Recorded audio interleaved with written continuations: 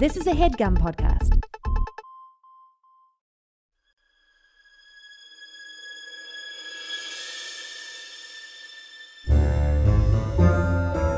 Oh, yeah. Welcome to A Funny Feeling Podcast. I'm Betsy Sidaro. And I'm Marcy Jarrow. This is a podcast where comedians tell us their paranormal experiences, and we listen to yours as well. Oh, yeah. And if you have one of these paranormal experiences that you want to share with us, please email it to us at funnyfeelingpod@gmail.com. Now get cozy. And prepare yourself to be scared silly. This is a Funny Feeling podcast.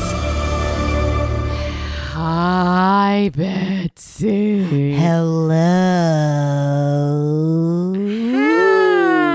How you doing? Really good. You know, really good. Floating through life. Just we're in summertime. Man, oh man. A little gloomy in the mornings, but then in the afternoon that sun busts through the clouds. It's awesome to be like, oh, it's almost 8 o'clock and it's still sunny out. Yeah. I was walking up to a show. The show was at 8:30 and it was around like 8:10 or something, and like still bright, like light out, and I was like, this rules, man. Yeah. Oh, I love it. It's real nice. It's real nice. Crazy when I was in Alaska for a month, though, that it would be like 11 p.m. or 10 p.m., 11 p.m. You're like, the sun's just setting now. Yeah. And I was kind of never does. Like, well, I was in southern part, so at least it did. You know, you would get like 6 hours or something of darkness, but whoa. But like, yeah, I can't imagine. You gotta have night and day. I went to we had like a big layover in Iceland on the way to Germany, where it was like we got a hotel room and like had like a good chunk of time in Reykjavik in July. And it was like the sun never set. Like it got a little bit darker, but like it was out the whole time. Oh. It was wild. We went to like a stand-up show, just a random stand-up show at like midnight, and you walk out and it's just like, this is crazy feeling. Yeah. Wild. We need darkness, guys, and that's why we do this podcast, to bring some darkness into your life. To bring some darkness into our lives, because if we didn't have darkness, we wouldn't appreciate the lightness. That's true. You'd be a little shithead, not appreciating any fucking thing. Right. How are you doing, Marcy? What's happening? Good. Oh, man. I don't know what's happening. Just living, laughing, learning, loving, you know, all the things. All that stuff. All that jazz. All that fun stuff. All those funny signs from Target and stuff. Oh, Home Goods. Home Goods. You know, Home Goods has the more... I would say secular version of those signs. And if you go to Hobby Lobby, they get a little more... They're like, Jesus lives here or something. Yeah, it'll be like, don't cross me unless your name is Jesus or something. I don't think that's one, but it could be. It better be one. You better not cross me unless your name is Jesus. Unless you're Jesus Christ. My Lord and Savior. Yeah. Let us get right into it. If you don't, I have one. Oh my God! I've got one pulled up, and I'm excited. Holy moly! Let's do. Okay, this one is titled "Orb Encounter on a Haunted Road." Well, I know what we're getting into. Here we go. Hi, ladies. Long-time listener, first-time story submitter. Thank you. Keep them coming, everybody. We love them. We need them. More. Please, send us more. Please. Send us more. Yeah, we want you to do more than you even understand. Please. My name is Emily, and I'm from Milwaukee, Wisconsin. There's a suburb right outside of Milwaukee called Oak Creek, and it's mostly Pleasantville type upper middle class white people houses. But there is an area of Oak Creek right on the shore of Lake Michigan that seems a little forgotten to time. Ooh, that's a fun description. Yeah. A little forgotten to time. I want to go to Wisconsin, the land of 1,000 lakes. Is that what it is? Minnesota. No, that's Minnesota. Wisconsin's cheesy cheese. What is their Cheesy state cheese. motto? I'm looking at their state motto right now. Yeah, look it up. Forward? Forward? It's just one fucking word. Forward. Whoa. Forward. We're moving forward. There was one of those ubiquitous local urban legends surrounding this area when I was growing up, notably about one street in particular, Fitzsimmons Road. Ooh. Fitzsimmons begins with a sinister dead end sign and is a long, quiet residential street punctuated by train tracks. Classic. This sounds so classic. Absolutely. As teenagers, we would go to Fitzsimmons in the middle of the night, parking our cars in front of any of the houses along the road and getting out to walk toward the end. There are streetlights lining Fitzsimmons, but they are abruptly cut off at red and white railroad barricades when the train tracks cross, failing to illuminate the latter stretch of the road, which narrows and becomes shoddily paved as the curb drops away. Oh, this is a great spooky road. I would love that as a kid. It's like Oak Creek was like, we gotta make this extra spooky. Yeah, they had a city planning meeting. They're like, okay, we're running out of money, but we can make it work for us. Should we make it spooky? Yeah, Come on. Tall, dry grass and cattails flank the road immediately after it's severed by the train tracks, and the houses give way to an expansive field with a massive industrial power plant to the south, illuminating and churning in the night. Its smokestacks exhaling bright white pollution into the black sky. This is like good writing. I was going to say, like, what is this? Wuthering Heights? What this kind of description? This is really good writing. Who are you, Tom Clancy? This is great writing. Excuse me, who is this, James Patterson? I'm sorry, Danielle Steele over here writing beautiful prose. This is nice. It really dude. is. I know we really good. Maybe didn't name the most eloquent writer. And you know what? They're prolific. Yeah, we were naming. They're prolific. They're all doing their own thing, man. Absolutely. We know their names. So that's we something. know their names. There we go. But yeah, great the writing. road extends for a few hundred yards, arrow straight through the field until it's swallowed by a thick stretch of woods. Oh. The road becomes dirt and gravel as it passes through the trees for about a half mile until it banks left through a tract of sandy earth and shoots abruptly forward off the end of a steep cliff and into Lake Michigan meters below. Holy shite. What? It was rumored that in the early 1900s, a local farmer who lived in a little farmhouse at the outskirts of the forest went insane and slaughtered his wife and children with an axe. Rude. His house was too rude. His house was later burned down by outraged neighbors. Fitzsimmons was also supposedly used as a drag strip in the 1950s and 60s. Teenage daredevils would rev their engines and race like maniacs through the trees, playing chicken as they barreled towards the edge of the cliff at the end of the road. I want to see this as a series, I think. Me too. We could call it just Fitzsimmons Road. Yeah. And have a couple of different timelines. That's exactly what I'm thinking. Dude. Writing it, you can't do it. It'll take us 20 years to do it, but you can't have it. But you just wait for 2052 and you will know this show is made. Absolutely. It will take 20 years to write and another 10 years to get it produced. It takes a long time to develop stuff. Yeah. As teenagers, we would walk through those woods without flashlights and try to make it to the lake. Okay, y'all are nuts. Within the tree line, it was pitch black. We would hold our hands out in front of us and try not to trip or get impaled by low-hanging branches. This made me sick to my stomach. Marcy is green now. On either side of you, Betsy the forest is colorblind.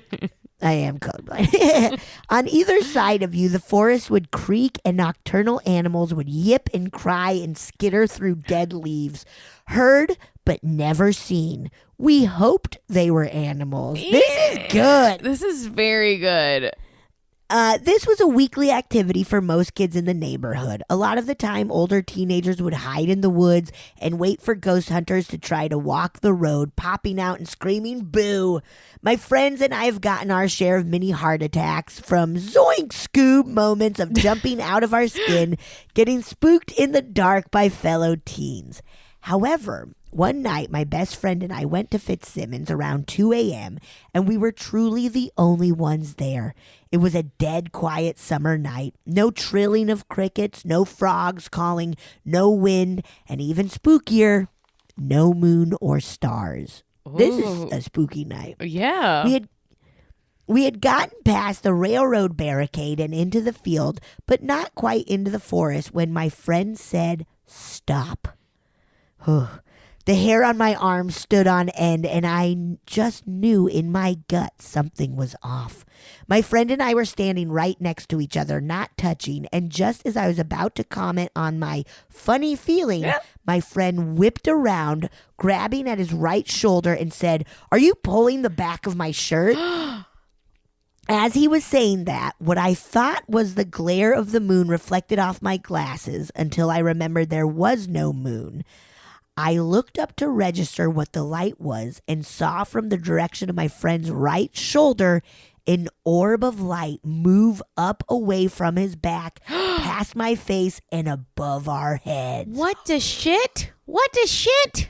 What the shit? I don't know how to best describe this. The orb both was and wasn't in focus, meaning I knew I was looking at a ball of light, but at the same time, it was a feeling of like when you're looking at something in a dream, i.e., your brain is just telling you that's what you're seeing, but you're in a totally surreal state of perception. Wow. Yes, it was like Schrodinger's orb. I was both seeing and not seeing it move my friend's shirt, and then it was gone. I felt my heart thundering in my throat, and I think my friend and I both said, "What the fuck?" at the exact moment. He started slapping at his shirt, absolutely spooked to his core, and I felt paralyzed, keeping my gaze on the spot where the orb was. When I say we hightailed it out of there, when we caught our breath and debriefed in the car, my friend said he only felt the presence but did not see anything, and I only saw it but did not feel it. To this day, I couldn't tell you what it was, but it was certainly amazing. I hear they're making Fitzsimmons into a dog walking trail now and cutting down some of the woods to expand the residential area. My thoughts and prayers are with the owners of those new homes.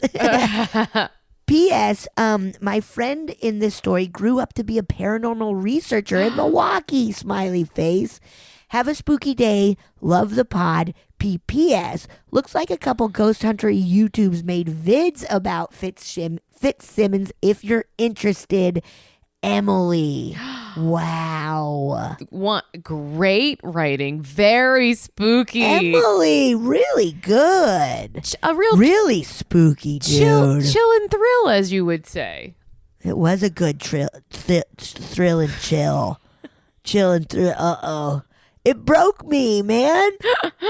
I got too scared. I can't continue doing this anymore. I'm too scaredy. I'm too scared. What a fun, spooky thing. Like, classic thing. Like, classic urban legends and a, like, legit spooky road to... for it to be, wow. I want to see it. Me too. I'm like, oh yeah, let's go to Wisconsin, not the land of 1,000 lakes, the land of 1,000 cheeses. There we go, land of 1,000 cheeses. It's true. You fly over Wisconsin and you just see so many cheeses. Just wheels and wheels. Just and wheels all around. Do you know what I like watching is when cheesemongers are like cutting into giant wheels? Oh yeah, that's satisfying. Oh yeah. That's really satisfying. Oh, Have you seen, I just learned about this, in like England, when they like roll a cheese down a hill and then a bunch of people like run after it and like flip and like somersault all the way. It's crazy. Is this a dream? No, I just like Gilly and Kristen told me about it or something. Then Gilly sent me a video. It's really weird. Cooper's It's like a Hill known festival or something. Yeah, it's Cooper's Hill cheese rolling and wake. I guess so. Where people are like flipping down, like rolling, like catching air from rolling down a hill so hard, chasing a wheel of cheese. Is it because I said thrills and chills? Because there's a YouTube video that says thrills and spills during cheese rolling contest 2024 in the UK. Oh, this is too weird, man. Wow. I do see people, how do they not break their necks rolling like that? I don't know. I do think, though, they mess themselves up pretty good. You do think they're breaking their necks a little bit. I do think some might have, you know what? messed some stuff up. Worth it for the cheese. Very worth it for the cheese. We must get the cheese. Oh boy, great story though, and I wanna really good. I wanna go Fitzsimmons there. Fitzsimmons Road. Okay. This email is saying, "Don't taunt ghosts. You won't tell me what to do." What? And it starts. I've been thinking about sending this story in for 4 years now. I found your podcast a year before the pandemic. As Minnie has stated before, your podcast helped me laugh during some crazy times while keeping me from watching way too much TV. I do miss hearing your two talk during the voice recordings. Oh yeah, it was too much work for me. It was a lot of work. It was a lot of work. It did make it more personal. If you could bring that back somehow, it would be great. Anyway, on to my story. It's a little long, so sorry about that. Hey, don't apologize. Don't apologize. No, now that I did open it up, because it is typed up in a PDF, it is 5 pages. So okay. Do you want to play popcorn or no? Yours was just very long too. So okay, yeah, you got this. So again, the title is "Don't Taunt Ghosts." Okay. In the summer of 2003, my girlfriend and I had the big idea to drive across the United States from San Francisco, California to New Haven, Connecticut, taking the northern route there and the southern route back, then up California. That's cool. Wild. That's cool. That's very cool. We had 2 goals in mind: camp to save money. We were poor 20-year-olds, and visit, quote, weird America and haunted places. Fun. I know. This is the kind of thing that I would want to do in my 20s. Yeah, this sounds awesome. During our road trip, we followed a heavy summer storm for the majority of our trip. We did camp once, but had to stay in hotels. No strange things occurred. We stopped at different places, but no ghosts popped up. During the drive, we would entertain ourselves by reading Harry Potter Year 4. It had just been released. This plays an important part in the story later. Ooh. When they run into a wizard. Harry Potter. When they have to play Quidditch. Yeah. That's like kind of all I got. When someone is whispering in a bathroom, moaning like Myrtle. Universal Studios. Moaning Myrtle. Driving many hours a day, we made it to New Haven pretty fast. My boyfriend was doing a summer program at Yale, the excuse for the trip. He did some research of the campus and found that Woolsey Hall, the main auditorium, was haunted. This is the story. Yes. Woo. And then we have quotes right here.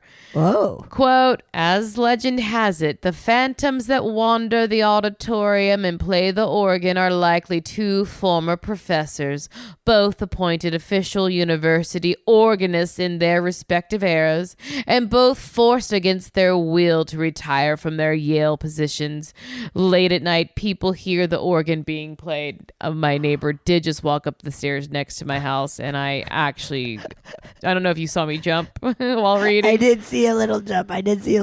Oh, okay. Guys, you gotta know it's daytime. It is daytime. It's nice out. Honestly, she scares me all the time. She's a wonderful neighbor, but she spooks me. Okay. I have a theory that these Yale professors were forced to retire because they did something bad. Marcy. Very, very bad. Okay. Marcy. So, of course, we had to go. Late at night, we got inside and on stage, listening for something spooky to happen. Yes. We heard weird noises, and when we heard music, we ran out of there fast. We were not sure if we heard the organ or just some music from outside. It was not very loud, but it spooked us just the same. So maybe our first encounter. Finally, things start to become a bit freaky. Yes. After staying Freaky at Yale. Freaky at Yale. That's my AIM name. After staying for the weekend, we hit the road, taking the southern route this time, hoping to camp most of the time and stop at a couple haunted spots. Again, all of our stops came up short, no ghosts. A new storm was following our path, but one day there was no storm. Mind you, this was before cell phones were a thing, and we had no way to know the weather or how did we survive those times? I don't know. I gotta say, in 2003, I definitely had a cell phone. I had a cell phone, but it definitely wasn't telling me anything. What the weather was. Oh, no, you could. I think that was right when we figured out how to text in 2003. Yes, it totally was, because I was like in college, and I was so like, I'm so anti-texting. And then I started being like, oh, wait, this rules. Oh, yeah. Because you're like, it was when you had to press numbers multiple times to get a letter. And it was like, I'm going to see this person anyways. Just tell me when we see each other. Keep it to yourself. Until we see each other. And then I was like, oh, wait, I like this. This is nice. But now I want to go back to phone calls. Do you? I'm still okay not. Well, not for everyone, but like instead of like texting for half an hour back and forth with someone, I'm like, let's just have a phone call. Let's just talk. So we set up camp in Tennessee. Ooh. I've gone camping many times, but this is the worst night I've ever spent camping. I'm sure Marcy knows about the locust. Oh. I don't. Marcy, tell us about the locust. I mean, there's plagues of them in the Bible. I know that. There are. So they were out that night by the millions, and it was so loud. I actually do remember locusts. They come out like every 16 years or something like that. So they were out by the millions, and it was so loud we could not hear the traffic from the highway that was next to the KOA camp. It would not stop. Yeah, it was not stopping all night. Then around 4:00 in the morning, the sounds stop and a downpour happens. I mean, the heaviest rain on our little cheap tent. Then the camp started to flood and water was leaking in. So we jump out and throw everything in the car as fast as we can, thinking we will just sit and sleep in the car. Then I kid you not, as my friend and I both get in our seats and slam the door, the rain stops. How dare Mother Nature? Like it was not raining at all. This was the strangest thing. It was just pouring rain heavily and water was rushing everywhere. Then at 4:45, the rain stops right when we get in the car. We look at each other and we're like, what the heck was that? We decide that it was a sign we had to leave rather than sleep in the car.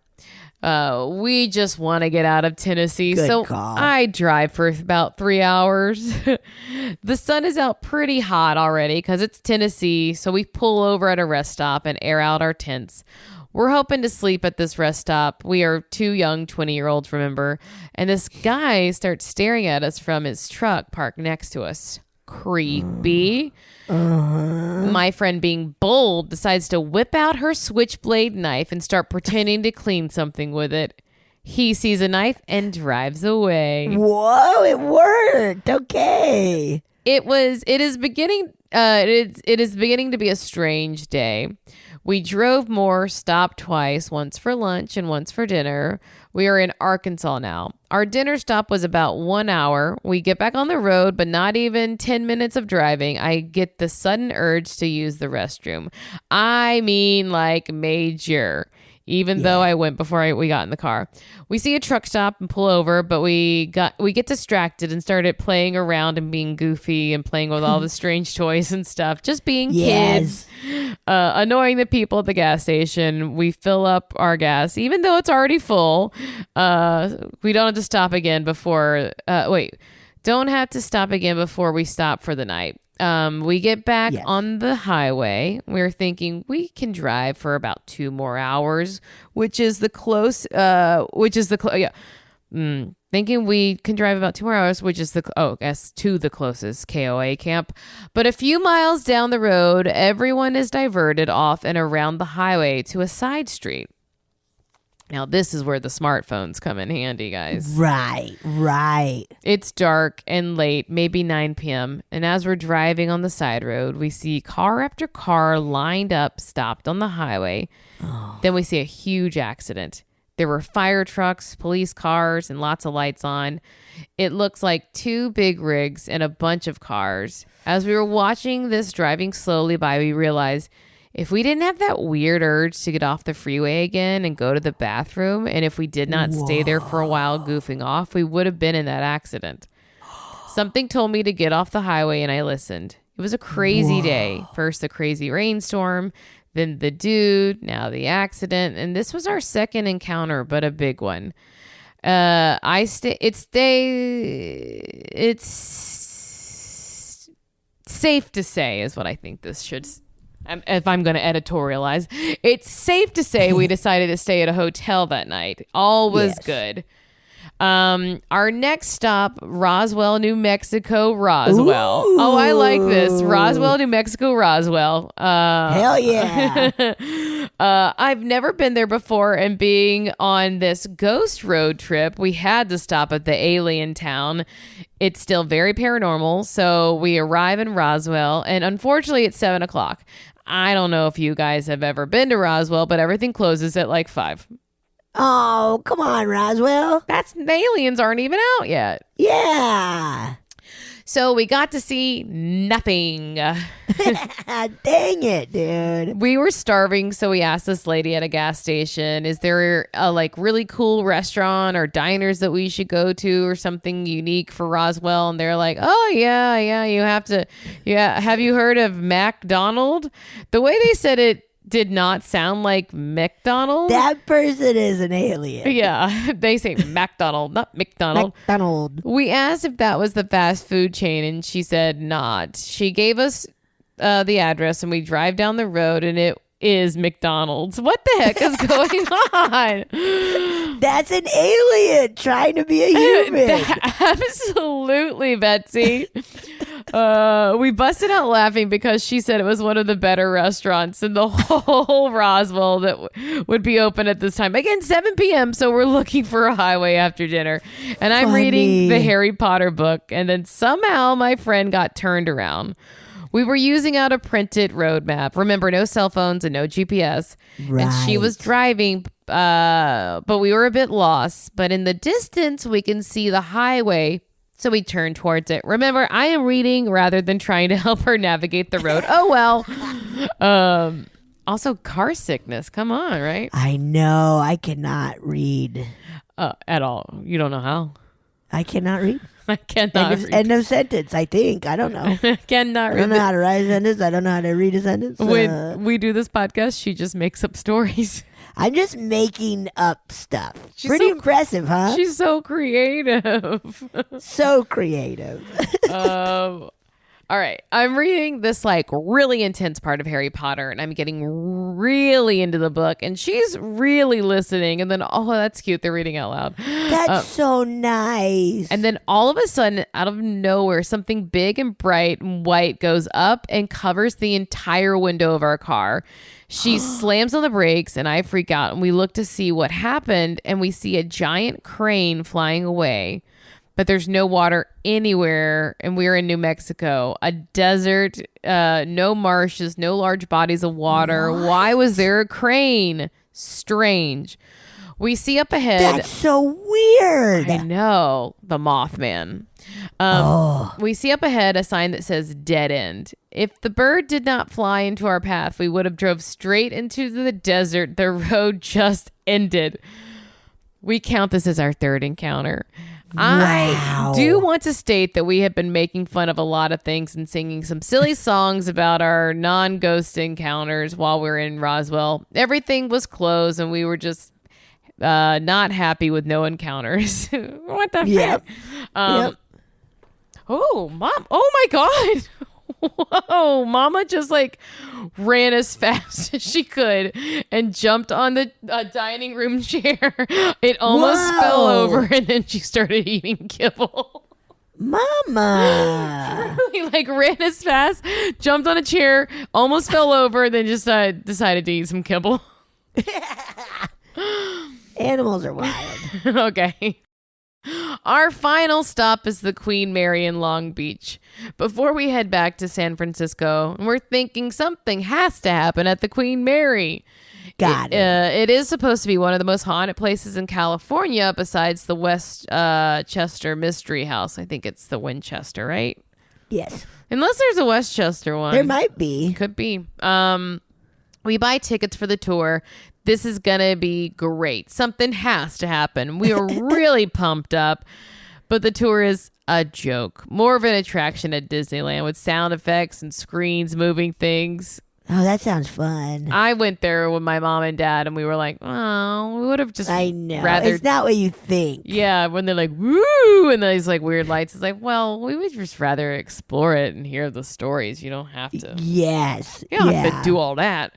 No. We buy no. Oh, so my friend and I are in the back making fun of everything because it's just so silly.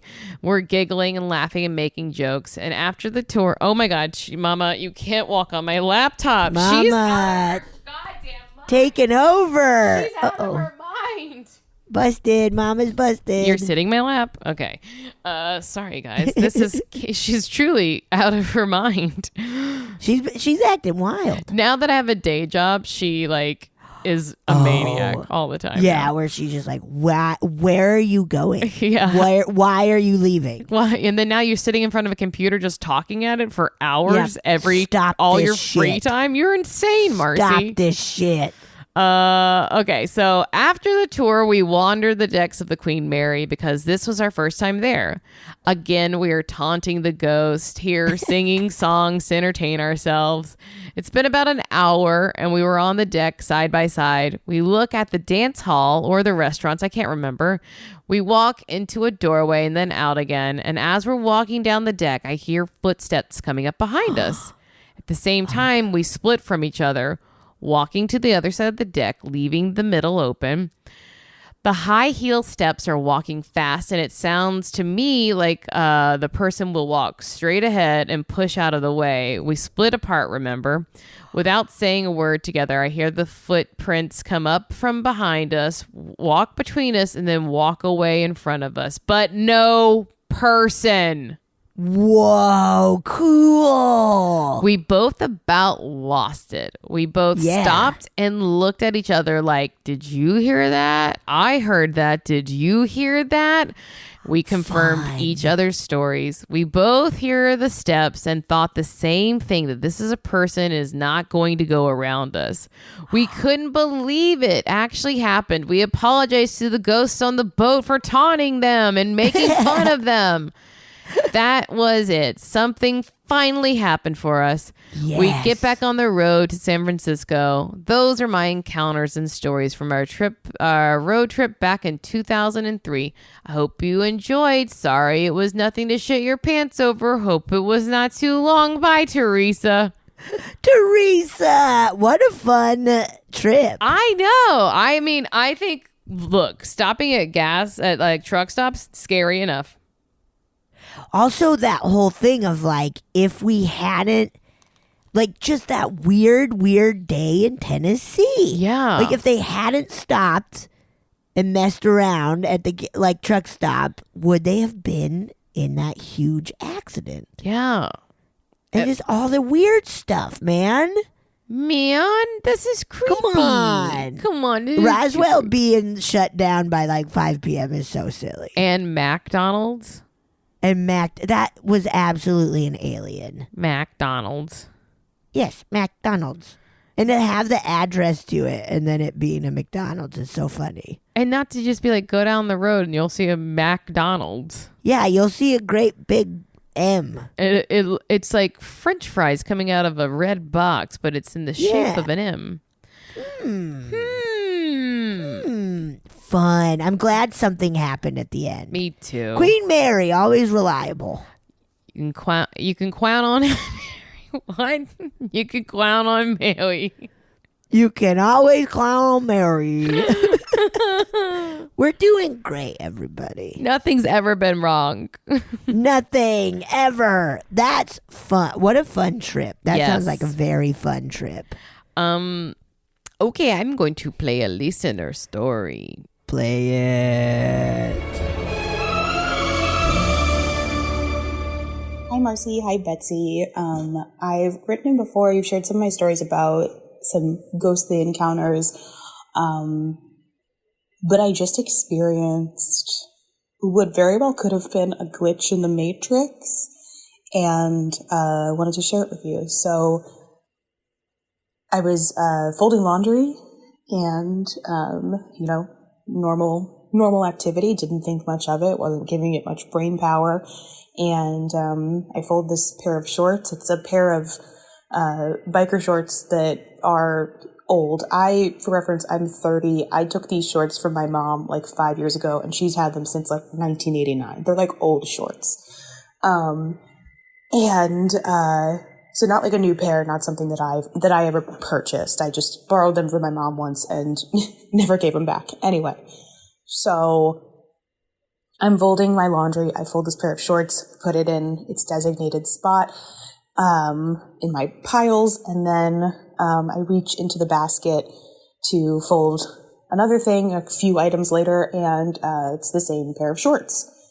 And I was like, oh, well, I guess it fell. I had made like piles on my bed. I was like, I guess it fell off of my bed into the basket, whatever. But then I look at the piles and I realize that no, those shorts are still in the pile, and I'm holding a second pair of the exact same shorts, and I have no recollection of ever having more than one of these, especially because, like I said, like I borrowed these from my mom one time. I was visiting home, and they just came home with me. I didn't seek them out, so I don't really know what happened, and I hope that I am just having a brain fart and that I have had two pairs all along and just didn't realize it, but I've had these for a long time, and I have only ever had the one pair, so I don't know where the second pair came from. I can send a picture with this as well, but all of a sudden, a second pair of these 30-plus-year-old shorts just materialized in my laundry basket. So I don't know what that means. I don't know if it's a glitch in the Matrix. I don't know if the universe was like, hey, no, you love these. Here's an identical pair of the same 30-plus-year-old shorts. I don't really know what that is. And the logical explanation is that, I'm just such a silly goose and didn't remember that I actually had two pairs. But anyway, it immediately freaked me out. Don't really know what to do with this information, but now I guess I have two pairs of shorts. Anyway, love the podcast. Love you both. Bye. This is nuts, man. I was going to ask, like, do you still have the second pair or like, but yeah, they do. This is weird. That is so strange. Because you would have run into that. Well, before. You know what? They could have put them in the cycle that duplicates. What? You know, like how they have like delicates and Oh yeah, yeah, they have clone your clothes. clone clothes. Did Like, you put it in that cycle? Clothes cycle? Hey, did you put it in the clone cycle? Did you? Did you forget to clone it? You don't remember you cloned it? Okay, that might be the problem. You see, the That might thing be what it is. with laundry is sometimes it takes a sock away, but it gives you a pair of shorts. That's the thing. That's a classic thing with laundry. You'll be like, where's this matching sock? Oh, another short. Well, that's not what I wanted. That's weird. This is so strange. How does I that? don't know what. I don't know. I don't know why. Especially like because they are like 30-year-old shorts. You think that you would remember because you'd be like, oh, great, I have a Yes. backup pair. Yes. It's And like, that you'd be like, I stole both of them from my mom. yeah, it's like when I forget how many cats I have. Then I'm like, oh, there's a backup cat. You have a couple of backups. Yeah. That is so. Super duper. Unless has it been just like years and years of Yeah. thinking it's the same pair and being like, oh, Yeah, like, I guess I cleaned these. yeah, like a real silly goose, like they said. You silly goose. You silly goose. This is wild. Very. I don't know. What would you want a duplicate of in your clothing? My clothing, underwear, every pair. I can never Honestly, have. that would be great. I can never have too many. I'm with you. I started kind of packing for a big trip, and it's like I pack like I shit my pants 5 times a day. Well, Like where I'm like, just in depending case. on where you're going. Exactly. I do. I'm like, well, I need 3 pairs a day because you At need the very least, yes. one for the day and then one for the night and then one in case you shit your pants in the middle of the day. And then you're like, why do I have 15 pairs of pants, panties, pantaloons, undiwears? Exactly. You gotta just in case. JIC. Wow, that is so weird. I don't know. I've never heard of anything like that before. I get some glitch like TikTok sometimes, and it's like it'll be stuff like that where it's like, wait, why are there 2 of these now? Or they'll like break something and then find it not broken. Wait, what? Glitchy, baby. Glitchy, dude. That's freaking me out, man. That's a whole new thing I gotta wrap my head around. Yeah, maybe it's just like easier because I was like, oh, does it happen more? Like, is it something going on where like whoever makes the world happen is like worse at it? Or is it just we have phones so we can like take pictures of it? So we can just track it all Yeah. immediately. I don't know. Whoa, I don't either. Ooh, that's wild. Okay, I have a story. You want a story, Marcy? Betsy, tell me a story. I got you one. This is sleep paralysis on the eve. Ooh. Hello, Marcy and Betsy. My name is Brittney, and I want to start off by saying I love you both, and this is by far my favorite podcast. Thank you. Thank you. That's so nice. So I've experienced sleep paralysis ever since middle school, and I'm now in my 30s. Every time I have sleep paralysis, I'm unable to move and feel pressure on my body. The pressure usually starts at my feet. However, when I try to wiggle free, the pressure moves up towards my arms, holding me down. Ugh. Ugh. I assume I usually wake up from these dreams due to the constant movement of me trying to break free of the pressure I feel while dreaming. Whenever I had sleep paralysis, I never saw what was holding me down, but this changed during the early morning of New Year's Eve 2023. In fact, the experience was different than usual. This time, the pressure I felt did not start at my feet, but immediately at my arms. It felt like something really strong was holding my arms down. When I moved my head in the direction of where this force had been coming from, I just saw a pair of legs. Not because it was solely the bottom half of a torso, but because my eyes were partly covered, either by the covers or by what really scares me, a sleep mask, which I had only begun wearing the past few days. Oh my God. The idea of the sleep mask is odd to me because who dreams about wearing a sleep mask? I'm afraid that this was something that actually happened, and therefore I did not go back to sleep. I know it seems silly, but I can still remember the way the legs were lifting on tiptoes as if trying to put all its weight on my body.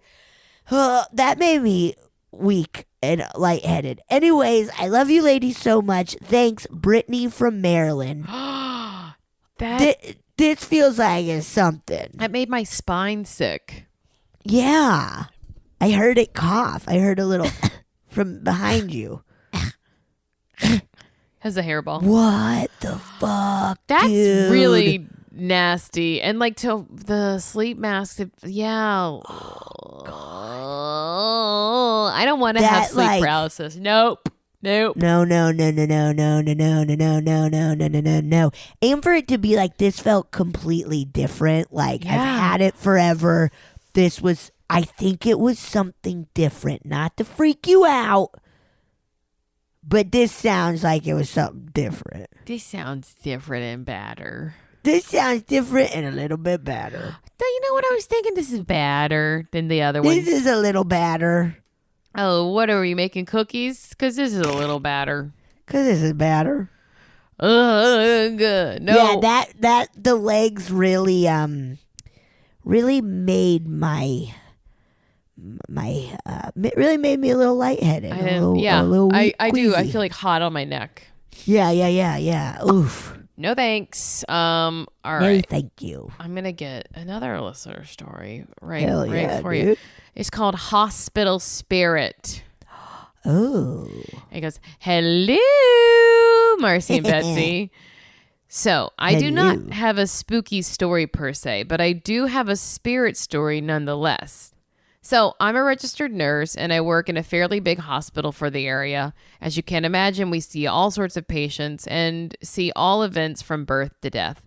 This particular night, I was assigned to a patient who had just transitioned to comfort care, meaning that they wanted to pass away comfortably because there was nothing else they could do. This sweet man was a pastor in a church in one of the nearby towns and had no family. As the night continued on, I had the strong feeling this would be his last night on earth. Around 1 a.m. or so, I knew he was close to passing, so I gave him some pain medication to relax him and make him comfortable. I had just left the room and went to sit at my computer at the desk at the nurse's station. The lights in the hallway of most rooms were off, which made for a dimly lit area to work. As I was charting, I had this really strong feeling to go check on this patient. But before I went to check on him, I tried to finish what I was charting. I then felt a pressure from a hand on my shoulder, and this really strong calming sensation washed over me. It was a very peaceful, overwhelming sensation, along with the strong urge to go to his room. As I stood up from my desk, I looked behind me and no one was there. I turned back around and I looked up and there was nothing but a dark hallway. As I stood up from my desk to go to this room, the lights flipped on and off, one at a time, all the way down the hall towards the end of the hall. Chills. Me too, where there was a big window overlooking the lake. Again, I just felt the strong pull to my patient's room, but not an urgent or scary feeling, rather a very overwhelming yet calm and peaceful sensation. As I went into the room, the patient had passed. He no longer had a heartbeat, but he looked at ease. It was sad yet very comforting to see that there was no longer struggling or in pain. I do believe the hand I felt on my shoulder was the patient, and I do believe the lights flickering down the hallway was him leaving the hospital in spirit form. I strongly believe he was telling me goodbye and thanking me for help and care and comfort. Again, this is not a scary or spooky story, but rather a reminder that some spirits are kind and peaceful. Thanks, lady. Nicole, Wisconsin. Wow. Another Wisconsin. I know. Oh my wow. God. That's nice. Yeah. Oh, boy. What a wild, What a wild career to have. I know. Like, and thank goodness there are people like Nicole. I'm like, thank you so much. Absolutely. Oh boy. Gosh, that like you have to be so prepared for so much stuff. Yeah. Just I mean, and that's just like the normal stuff, like not to mention like the gross and nasty things. Yes. Yeah, dear Lord. Yeah. Ugh. Wow. Oh, that was nice. That was very nice. That was a nice one. That was a nice one. That was a nice one. I'm gonna do one more listener story. How do you feel? Perfect. Okay, I'm stoked, dude. All right, man. Here we go. Hello again, Betsy and Marcy. This is, well, I guess I didn't tell you my name before. My name is, we'll say Gaius. And I submitted some stories that you read in your recent Ghost Fire episode. And I mentioned I had a few more, and I figured I would share them because I heard you were calling for voicemails. So here we go. When I was in 5th grade, I lived in a house on the edge of some woods in Newton, Iowa. And the living room windows of this house were pretty tall. The ceiling was about 15 feet tall on that side. And they had these foam core accordion style shutters. And when we first moved into the house, we opened them and we noticed there was a single claw print that was near the top of one of the shutters and had dragged down maybe 2 feet before disappearing. And again, it was a single claw print. It looked maybe to me like a raccoon's paw, which, you know, story checks out. We're living on the edge of some woods. But there were no prints leading up to it or from it. And while we were living in the same house, I was out walking in the winter while it was very snowy on the ground. And I suddenly got this really nervous feeling when I was about a half hour from the house in the woods. And I was looking around and I realized there was a single bare human footprint under the shadow of one of the bushes. And again, nothing leading up to it, nothing leading from it. I just had this really strange, eerie feeling. And I had walked our dog, who was a blue tick coonhound at the time named Missy. I had walked her out there and she had become agitated and been barking and pulling at what I perceived as nothing. But in retrospect, maybe there was something there. And also in that same house, I got locked out of my room one night when I went to take a shower. I left my room dark and my door unlocked, and when I got done with my shower, my lights were on and my door was locked from the inside. No one in there. Also, one side of this whole house was all windows looking into the woods, and whenever I'd have to go out to the kitchen at night, I was extremely nervous about being watched. It was like an instinctive feeling. So it makes me wonder if maybe it's more than just instinct. Maybe there was just subtle energy there that was unnerving me. My sister felt the same way. Anyways, yeah, there's your second batch. I've still got more, so keep making episodes and I'll keep sending. Love you guys. Bye-bye. Thank you. Keep sending them. Thank you. Oh, man. Ew. That sounds like a very spooky house, right? Yes. I know, like, I had some friends growing up who had the, like, huge windows, mostly windows on one side of the house that, like, looked out into the woods. And I remember just always, like, at slumber parties and stuff, just being like, something's out there, man. Something's watching us. What if like, it's this looking is so right spooky. back in at you? Oh, Yes. Yeah. Ooh, that is so man bear footprint. Human bear footprint. I thought it was like a barefoot print. Oh, like barefoot. Oh, a no shoe footprint. A shoeless footprint. But I could be wrong. I think you nailed it. Okay. I thought it was like A man bear. a man bear. And I was like, what the fuck was this? Like South Park? Yeah. Bear man pig. Wow. Yeah, these were great. Ew, bare human footprint In the is woods. so And scary a to see. single one. A single one in the woods. That's creepy, dude. I don't Yeah. like that one bit. No, where were his other feet? That's what Where we were want these to know. other feet? And you need shoes. You have to have shoes in the woods. You gotta, even if they're those silly toe shoes. Maybe that's what it was. Maybe it was a could have been those silly, dumb toe shoes. It was a hopping race with toe shoes. There we go. We solved it. We figured it out. Whew, thank goodness. Wow, spooky. Well, Oh, Gaius, please send us more. Everyone yeah, send keep us them more. coming. We love them. We always love them. We need more of them. And we need more of them. Yeah, keep them coming. Thank you for sending them Yes. also. Thank you guys. The most fun. And thank you for listening too. Thank you so much for listening. If you don't have a story yet, we appreciate you just being along for the ride. Yeah, and I don't know, maybe buy a cursed doll or play with a Ouija board so that you can get a story to send in to us. Yeah. I don't know, you know? Go on a road trip across the country. Whatever. Make fun of some ghosts and see what happens. I don't know. We're saying go out into the world and start being very disrespectful until trouble happens. Until trouble happens. Yeah, that's all. Yeah, that's all. Hopefully paranormal trouble, but Yeah. I don't know. Whatever you can get That's into. it. Come on. Well, thank you guys so much. Yes. Bye-bye. Goodbye.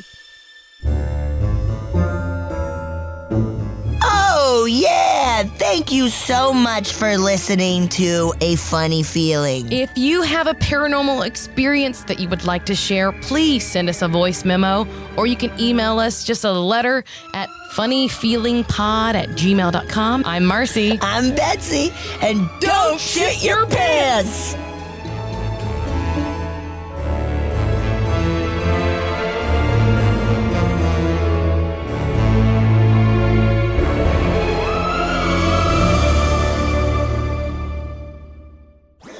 That was a HeadGum podcast.